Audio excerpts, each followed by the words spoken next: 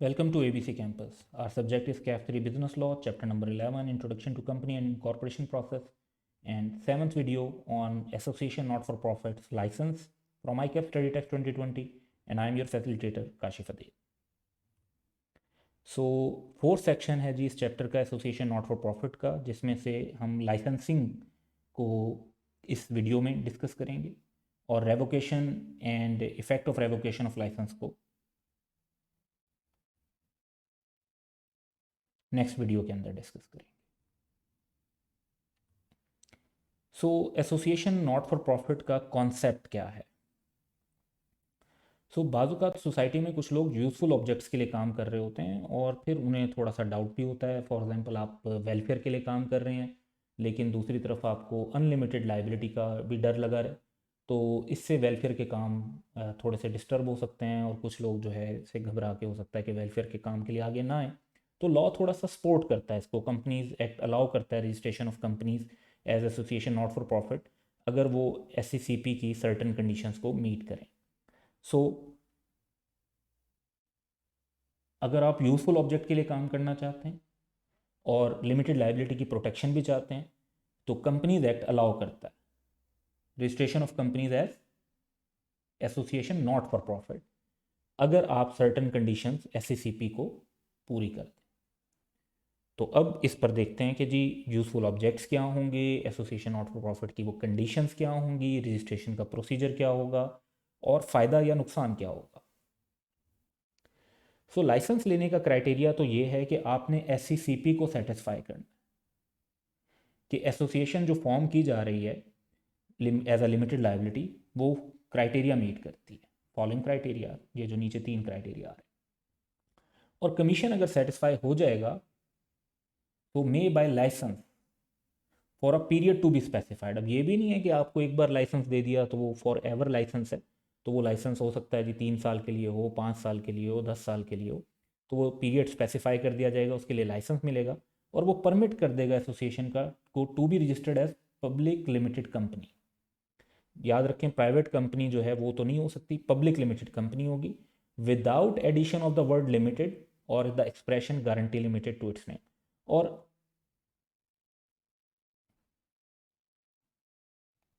नाम के साथ लिमिटेड या गारंटी लिमिटेड भी नहीं लिखना पड़ेगा।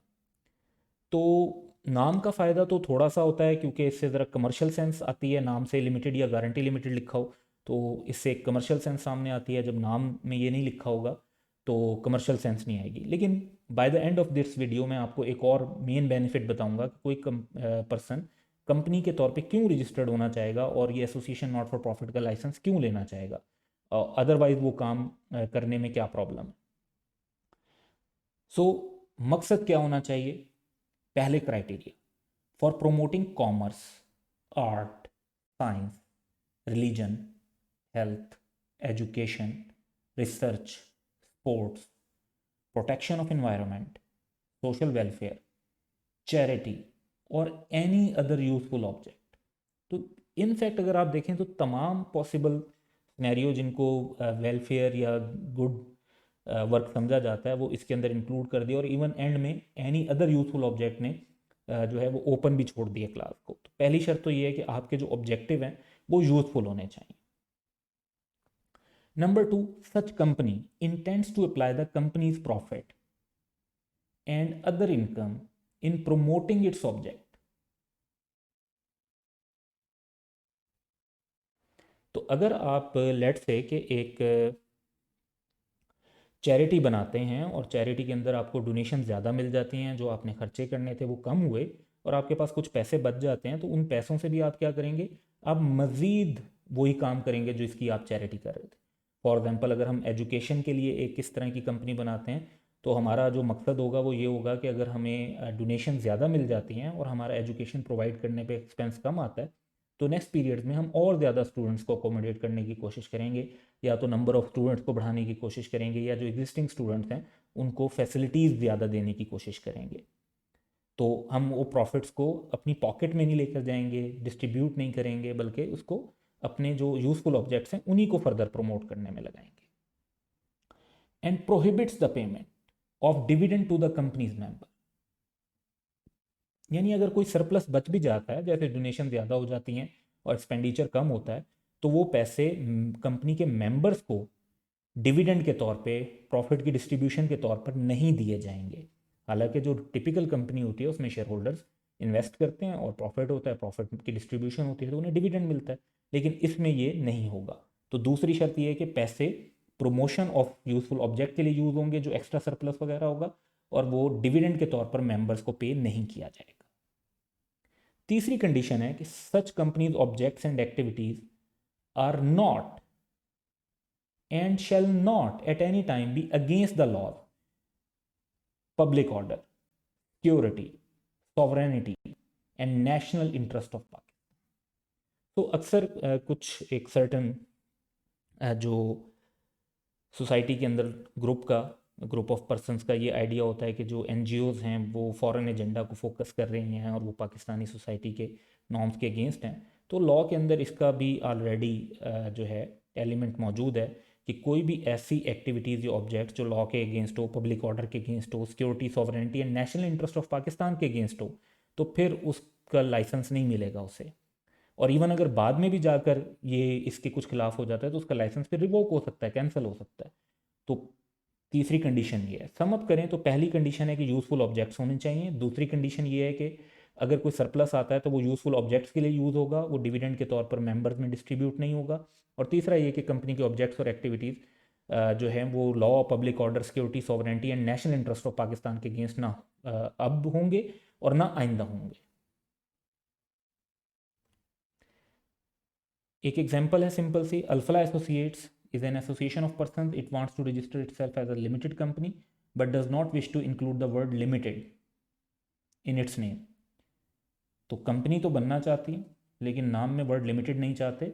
इन view of the provision of companies act you are required to explain the conditions that need to be satisfied before the commission SECP may issue it a licence and allow it to dispense with the word limited from its name. तो उसके लिए जो criteria अभी हमने पढ़े वही criteria पूरे करने होंगे। लिमिटेड कंपनी बनने के काबिल हो, यूज़फुल ऑब्जेक्ट्स हों, अपने ऑब्जेक्ट्स को प्रमोट करने में पैसा लगाए, डिविडेंड की पेमेंट प्रोहिबिट करे, और उसके जो एक्टिविटीज़ हैं वो पाकिस्तान के नेशनल इंटरेस्ट, सिक्योरिटी, सॉवरेनिटी के अगेंस्ट ना हो। Conditions and regulation, the licence may be granted on such condition and subject to such regulation as the commission thinks fit. तो SECP इज पावर। तो लॉ में जहाँ पे भी कैपिटल सी से कमीशन लिखा होगा इट मीन्स SECP, जहाँ पर स्मॉल सी से कमीशन लिखा होगा दैट मीन्स रूटीन कमीशन, जैसे किसी एजेंट को कमीशन पे करते हैं। Things fit and those conditions shall be inserted in and deem part of the memorandum and article. So commission जो है वो जब एक कंपनी को लाइसेंस देता है एसोसिएशन नॉट फॉर प्रॉफिट का, तो SECP बता सकता है कि जी ये कंडीशन हैं और ये रेगुलेशन हैं जो आपको लाजमी तौर पर फॉलो करने होंगे, और फिर उन कंडीशंस को मेमोरेंडम और आर्टिकल्स में इंसर्ट किया जाएगा, शामिल किया जाएगा, और वो उनका हिस्सा समझे जाएंगे। तो बाजू का दोनों डॉक्यूमेंट्स में इंक्लूड किया जाता है, बाजू का इनमें से किसी एक में किया जाता है, इसलिए लिखा हुआ है in one of those documents. Form of memorandum and articles, तो फॉर्मेट क्या होगा? फॉर्म से मुराद है यहाँ पे फॉर्मेट।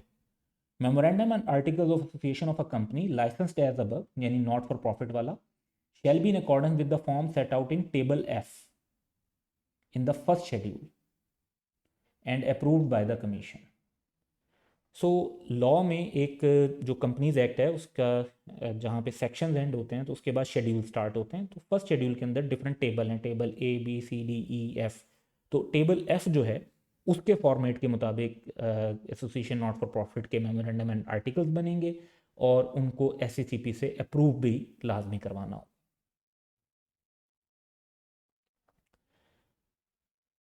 तो प्रिविलेजेस एंड ऑब्लिगेशंस क्या होंगी? Association on registration as above shall enjoy all privileges and be subject to all the obligation of a limited company. So main advantage फिर क्या हुआ, क्या फ़ायदा हुआ ऐसी कंपनी को बनाने का जो नॉट फॉर प्रॉफिट है, और आपको सिर्फ क्या फ़ायदा अभी तक नज़र आ रहा है कि जी वर्ड लिमिटेड नहीं लिखना पड़ेगा नाम में। तो अंडर द कंपनीज एक्ट तो यही एडवांटेज अपेरेंटली नज़र आता है कि जी आपको अपने नाम के साथ लिमिटेड नहीं लिखना पड़ेगा, लेकिन इसका एक और एडवांटेज भी मैं आपको बता देता हूँ अपार्ट फ्रॉम अदर्स, कि अगर इनकम टैक्स ऑर्डिनेंस के अंडर आपने एग्जेम्पशन लेनी हो किसी चैरिटेबल ऑर्गेनाइजेशन के तौर पर, कि आपकी जो डोनेशन वगैरह उन पर टैक्स ना लगे, वरना बाज़ औक़ात क्या होता है कि 10, 20, 30% तक टैक्स लग जाता है। तो अगर आपने 1 करोड़ रुपए की डोनेशन ली हैं तो 30 लाख रुपए तो टैक्स में चले जाएंगे। तो आप जिन ऑब्जेक्ट्स के लिए काम करना चाहते हैं एक कंसीडरेबल अमाउंट जो है वो उन पे यूज़ नहीं हो सकेगी। तो ऐसे में जो अगर आप अप्लाई करते हैं to FBR, to commissioner income tax, commissioner inland revenue, कि जी हम एग्जामेशन दे दें under the income tax ordinance की जो हमारी डोनेशन है उस पर टैक्स नहीं लगेगा, तो वो भी ये डिमांड करते हैं कि जी पहले आप ये लाइसेंस लेकर आएँ फ्रॉम SSCP के आप एसोसिएशन नॉट फॉर प्रॉफिट हैं। वैसे जो एसोसिएशन नॉट फॉर प्रॉफिट या वेलफेयर के लिए सिर्फ ये एक तरीका नहीं है, इसके अलावा एक सोशल वेलफेयर सोसाइटी एक्ट भी है, उसके अंडर भी बन जाती हैं, एक दो और लॉज भी हैं, उनके थ्रू भी इस तरह के ऑपरेशन किए जा सकते हैं। लेकिन कंपनी की फॉर्म में अगर करना हो प्रॉपरली तो उसके लिए ये प्रोसीजर फॉलो किया जाता है। और इसका एडवांटेज सिर्फ नाम के अंदर नहीं है, इसका एडवांटेज टैक्सेशन के अंदर भी एग्जाम्पशन का है, और प्रॉपर लाइसेंस होता है। तो कई जगह पर आपको अपनी एक्टिविटीज़ और दूसरी चीज़ों को एक्सप्लेन करने में भी आसानी रहती है। तो that's the proper procedure of doing the thing. So that's all for today.